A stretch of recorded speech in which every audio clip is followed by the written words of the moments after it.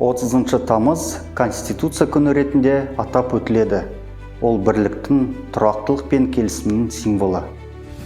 1995 жылғы 30 тамызында жалпы ұлттық референдумде қабылданған Қазақстан Республикасының Конституциясы қоғамдық және мемлекеттік құрылыстың негіздерін, мемлекеттік органдар жүйесін, сондай-ақ азаматтардың құқықтары мен міндеттерін айқындайтын ата заң, негізгі заңы болып есептеледі.